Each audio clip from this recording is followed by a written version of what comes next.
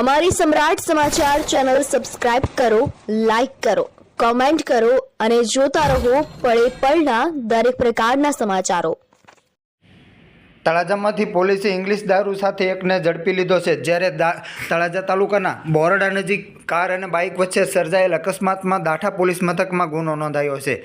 આ બંને બનાવની વિગતો સાથે વાત કરીએ તો પાલીતાણામાં આંબેડકર નગરમાં રહેતા કિરણભાઈ અમરતભાઈ ગોહિલ પોતાનું મોટરસાઇકલ લઈને પાલીતાણાથી મુવા જતા હતા। તે દરમિયાન બોરડા ગામ નજીક પાછળથી કાર નંબર GJ04 DA 4714ના ચાલકે પોતાનું વાહન પૂર ઝડપે અને બેફિકરાઈથી ચલાવી બાઇક સાથે અથડાવી દેતા યુવાનને ઈજા થઈ હતી। બનાવ સંદર્ભે દાઠા પોલીસ મથકમાં ગુનો નોંધાયો છે। જ્યારે તળાજા પોલીસે વારાહી મંદિર પાસે દરોડો પાડી પસાર થઈ રહેલ મહેશ ચિત્તરભાઈ ચાવડાને અટકાવી તલાશી લેતા ઇંગ્લિશ દારૂની એક બોટલ મળી આવી હતી। પોલીસે ગુનો નોંધી અને આગળની કાર્યવાહી હાથ ધરી છે।